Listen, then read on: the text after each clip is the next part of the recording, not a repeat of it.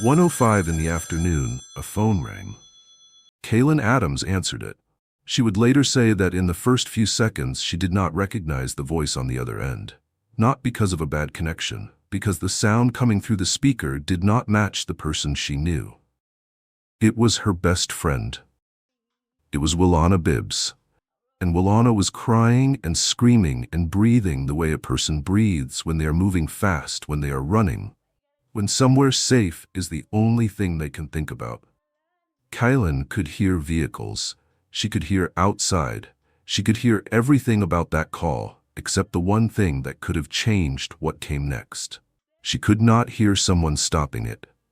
20 minutes later, Davenport police responded to a disturbance on Calvin Street. What investigators would spend the next 2 years establishing was not a mystery of identity. They had a name within 24 hours. What took time was what this case is actually about.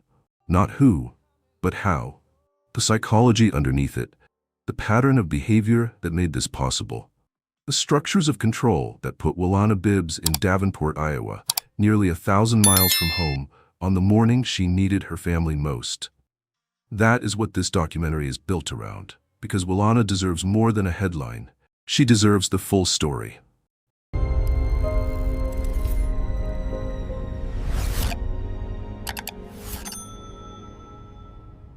Wilanna Simone Bibbs grew up in Durham, North Carolina. People who knew her from childhood reach for the same words. Generous, open, someone who could walk into a room and make every person in it feel as though they had just been properly seen. Not acknowledged, seen. The kind of attention that makes a person feel less alone in the world. Her mother, Cassandra Bibbs, keeps photographs. She has said that in every single photograph she has ever taken of her daughter, from childhood through to adulthood, Wilanna is smiling, not performing for a camera. Actually, smiling. As though joy was not something she put on for other people, but something she simply carried. She was described by everyone who loved her as deeply forgiving. Someone who did not hold on to the ways people let her down. Someone who kept choosing to believe in the version of a person that was possible, rather than the version they had already shown her. And I want to say something here before we go any further, because I think the coverage of this case made a mistake that I see often in how intimate partner violence gets reported. Wilanna's forgiving nature was framed, in some of the coverage, as naivety. As though she should have known better. As though the person who should have known better was her. That framing is wrong, and it matters that we name it as wrong before this story goes any further. What her forgiving nature tells us is not that she was naive. It tells us that the person who took advantage of it was predatory. Those are two different things. One of them is a quality worth admiring. The other is a character indictment.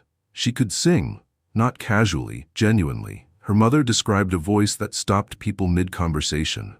The kind of voice that doesn't need a stage because it commands a room without asking to.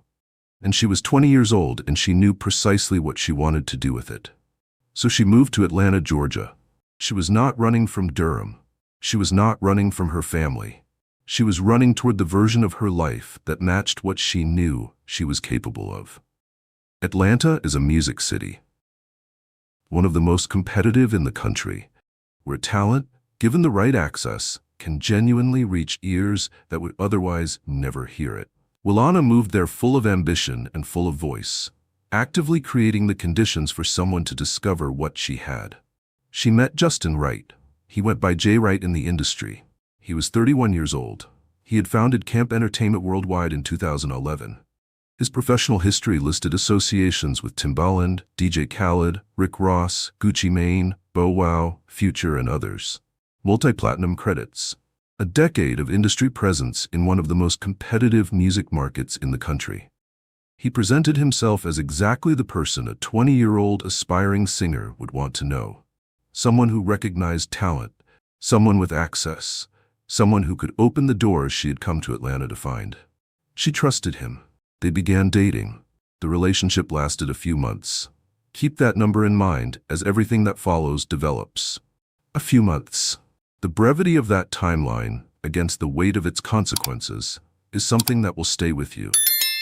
People close to Wilanna, her mother, her family, people who had known her long before Atlanta, were consistent in how they described what they were watching.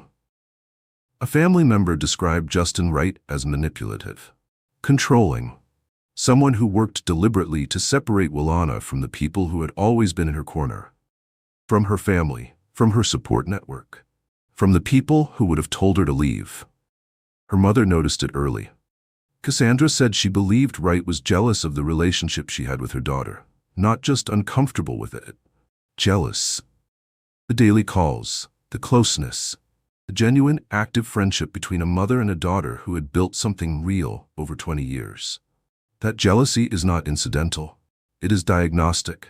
When a partner is threatened by a healthy, pre-existing support system, when they work to thin it out to make themselves the primary relationship in someone's life, the goal, whether conscious or not, is the same. A person with a strong support system is a person who can leave. Removing that system makes leaving harder.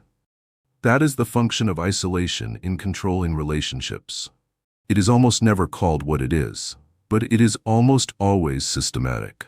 Let me slow down here, because this is the part the coverage consistently treated as background. A family member revealed that Justin Wright had previously made direct threats of violence against someone else connected to the family in Atlanta, before the events of May 2021, before Iowa, before Wilanna was ever in a city where she knew no one independently. That is not background. That is a pattern. And patterns tell you something that individual incidents cannot.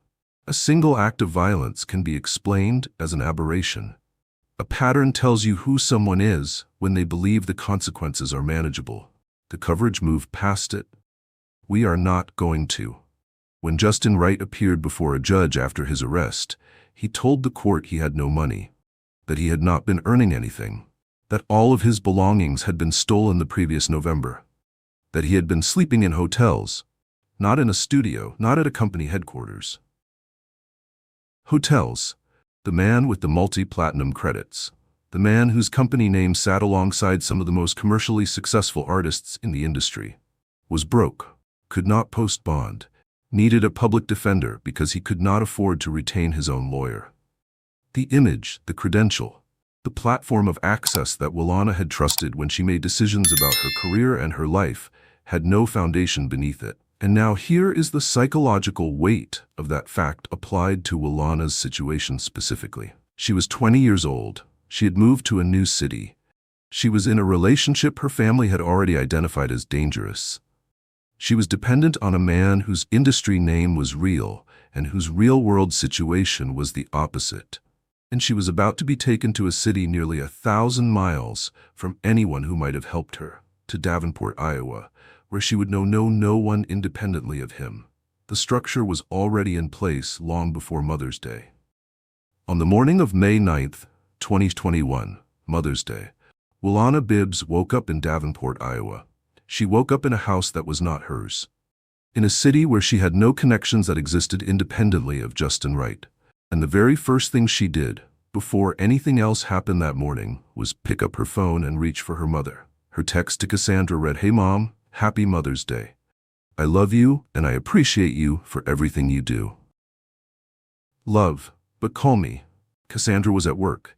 She saw the message. She tried to call back and reached voicemail. She told herself she would try again. Then the missed calls came.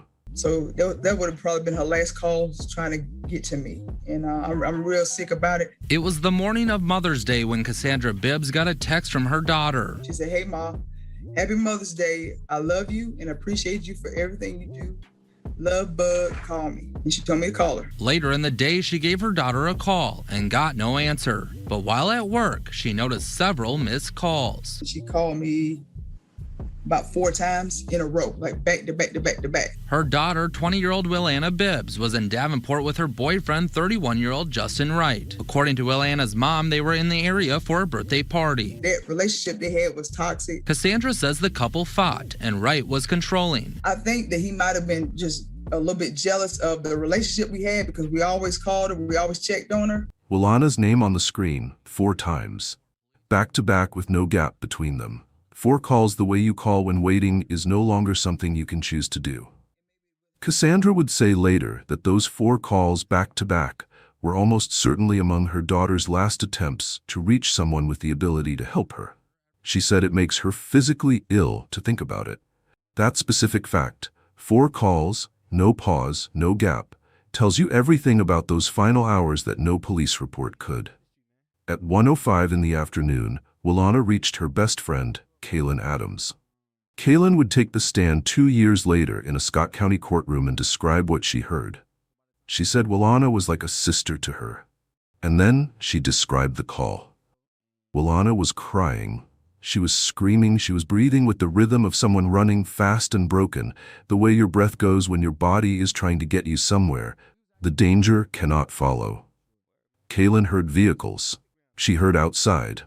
She heard someone in motion towards somewhere she hoped was safe. And then Wilanna told her best friend something that no 20-year-old should ever have to say out loud. She said her boyfriend was going to kill her. She named him, out loud, while running, while afraid. With everything working against her in that moment, she found the exact voice she had come to Atlanta to build a career with, and she used it to say the most important thing she would ever say. 20 minutes later, at 1:25 in the afternoon, Davenport police responded to a reported disturbance at 1503 Calvin Street. They arrived.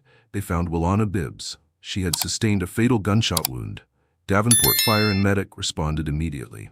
Wilanna Simone Bibbs was pronounced dead at the scene. She was 20 years old. Justin Wright was arrested the following day. He was charged with first-degree murder. Bond was set at $500,000, cash only. He told the judge he had no money, no income, no belongings. He needed a public defender. The defense strategy, when the trial eventually began, leaned on ambiguity in the physical evidence. Attorneys pointed to the DNA profile on the weapon, not a clean match to Wright alone. They noted that some witnesses had not directly observed the specific moment of the crime, and acknowledged that some of those witnesses had chosen, in their words, to distance themselves from what happened that afternoon. Perhaps there is a reason for that, his attorney said. The prosecution was not relying on those witnesses. They had Kaylin Adams, and they had a 20-minute window, 1:05 to 1:25, that no amount of forensic ambiguity could close. Justin Wright entered a not guilty plea in June 2021. In the same proceeding, he demanded his right to a speedy trial. The trial did not begin until March of 2023. It ran for 10 days. The prosecution built its case methodically. The physical evidence, the timeline, the phone records, and then Kaylin Adams took the stand. She told the jury that Wilanna was her best friend, that she was like a sister. And then, in detail, she told 12 people what she had heard at 1:05 in the afternoon on Mother's Day. The crying, the screaming, the breathing, the vehicles, and the words. Wilanna's words. What Kaylin gave that jury was not a reconstruction. It was not a theory. It was a message that Wilanna Bibbs had sent forward through the person she trusted most, through the testimony directly into that courtroom. For exactly this moment, she had spoken the truth in the worst moment of her life. And the system, this time, made sure it arrived where it needed to go. Jurors began deliberating at 11:15 in the morning. At 12:45 in the afternoon, 90 minutes later, they returned. Guilty. First-degree murder. On June 14, 2023, Justin Wright was brought before the court for sentencing. He said nothing. Wilanna's father, Thomas Bibbs, did speak. He stood in that courtroom and he told everyone present what his daughter had been worth to the man who killed her. $70. Justin Wright killed his daughter over $70. I have read through enough of these cases to know that motives often disappoint you, that the distance between the size of the act and the reason behind it is one of the most consistently unbearable features of this kind of violence. But $70 still stopped me. A 20-year-old woman, a voice that stopped people mid-conversation, a mother who she called 4 times in a row because she needed her. $70. There is no frame that makes that make sense, and I think trying to find one is actually the wrong impulse. Some acts don't make sense because they were never built on sense. They were built on the belief that the person on the other side of the control was expendable. That is what this case is ultimately about. Not the $70.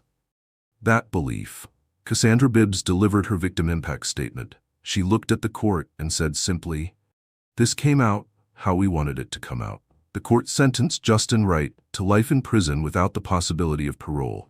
As deputies escorted him from the courtroom, his mother called out asking if she could say goodbye to her son. The deputy shook his head and kept walking. Cassandra Bibbs has a photograph. It is a picture of the two of them together, mother and daughter. Wilanna is smiling, the way she smiled in every photograph her mother ever took of her, from childhood through to the last years of her life. Not for the camera. Actually smiling, because that was who she was in every room she ever walked into. Cassandra made a promise to her daughter within days of losing her. She said that for as long as she was breathing, she would keep telling Wilanna's story. She would not let her become a case number or a cold open or a cautionary tale. She would keep her a person. She has kept that promise every single day since. Justin Wright spent more than a decade in the business of making voices heard. That was the professional identity he built, the credential he carried, the reason Wilanna Bibbs trusted him when she made decisions about her career and her life. He used that position to get close to her. He isolated her from the people who would have helped her leave. He took her to a city where she knew no one independently of him. And on Mother's Day, on the morning she reached for every person she loved and could not get through, he silenced her. Over $70. A man with a name built on amplifying voices chose to end hers. That is the indictment this case delivers, not just of Justin Wright, but of every structure that allowed the gap between his public image and his private behavior to go unexamined until it was too late to close it. The justice system did not fail Wilanna Bibbs in the end. A jury of 12 people took 90 minutes to confirm what she had already told us. What she had said out loud while running, while afraid, with everything working against her in those final minutes. She told the truth. Kylan carried it. The jury heard it. That took courage. The kind of courage that deserves to be said plainly and remembered. She was 20 years old, in the worst moment of her life, and she chose to pick up the phone and name exactly what was happening and exactly who was responsible. She gave everyone who came after her everything they needed. She always did. Her name was Wilanna Simone Bibbs. She was 20 years old. She had a voice that made people stop mid-conversation and listen. She had a heart that kept forgiving people past the point they deserved it.